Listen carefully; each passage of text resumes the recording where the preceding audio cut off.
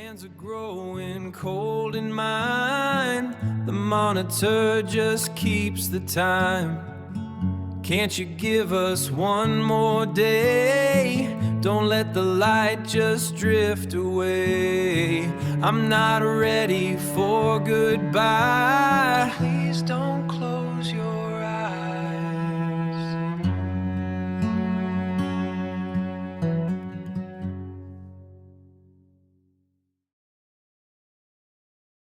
ခင်မီပြီးအေးဆက်ဆက်နိုင်တဲ့အစင်းမြင့်ရုံခန့်ကြီးတစ်ခု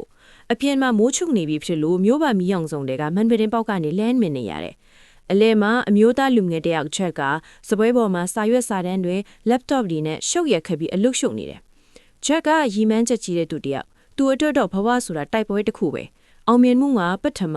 ငွေကြေးကဒုတိယ။ကျန်တဲ့အရာအလုံးကတော့နောက်ဆုံးပေါ့။ तू ကအချိန်တိုင်းကိုငွေဖြင့်အောင်လုပ်နေတဲ့မျိုးပါရဲ့သားကောင်တယောက်ပေါ့ဗျာ။ ဂျက်ရဲ့ဖုန်းက laptop ဘေးမှာတုံခါနေတယ်။ဖုန်းမျက်နှာပြင်မှာအမေဆိုတဲ့နာမည်နဲ့ခေါ်ဆိုမှု9ချိန်ထပ်မင်းတက်နေတယ်။ဂျက်ကဖုန်းကိုချိလိုက်ပေမဲ့စိတ်ပြတ်တဲ့ညနာနဲ့ Perfect decline ခလုတ်ကိုနှိပ်ပြီးဖုန်းကိုမှောက်ထားလိုက်တယ်။အဲ့ဒီညကလည်းသူ့ဖုန်းကတောက်လျှောက်မြင်နေခဲ့တယ်။ဖုန်းမျက်နှာပြင်မှာချက်လာတဲ့နာမည်ကအမေတဲ့။ဒါပေမဲ့ဂျက်ကတော့အမေကလည်းအပိုတွေthiếuအောင်ပါပဲ။ငါအလုပ်ရှုပ်နေပါတယ်ဆိုတဲ့စိတ်နဲ့ဖုန်းကိုလစ်လူရှုထားဟဲ့လေ။အမေရဲ့ဖုန်းခေါ်ဆိုမှုတိုင်းအားသူ့အတွက်တော့အလူပြက်စေတဲ့အဖြက်စီးတစ်ခုလိုပဲပေါ့မြင်ကွင်းဟာညနက်ပိုင်းကိုရောက်သွားတယ်ဂျက်က project အောင်မြင်သွားလို့ laptop ကိုပိတ်ပြီးဝမ်းသာအားရဖြုံးနေတယ်သူအိမ်ပြန်လန်းထက်လက်ကားထဲမှာကြောက်ထဲရှိနေတော့အမေစီဖုန်းပြန်ဆက်ဖို့တတိယသွားပြီးခေါ်လိုက်တယ်နောက်ဆုံးတော့သူမျော်လင့်ထားတဲ့ project ကြီးအောင်မြင်သွားခဲ့တယ်အောင်မြင်မှုရဲ့အရာသာကိုခံစားရင်သူအမေစီဖုန်းပြန်ဆက်ဖို့တတိယသွားတယ်အမေသားအောင်မြင်ပြီလို့ပြောဖို့ပေါ့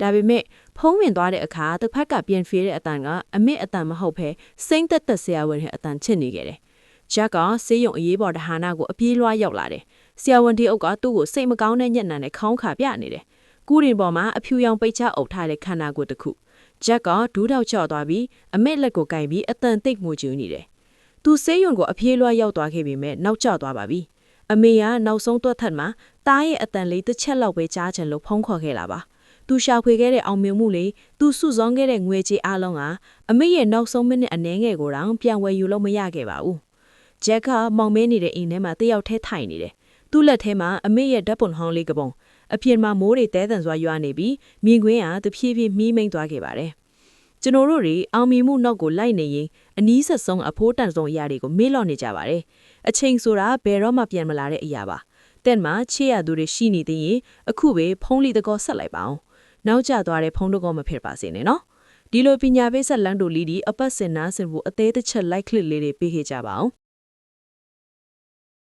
Your hands are growing cold in mine. The monitor just keeps the time.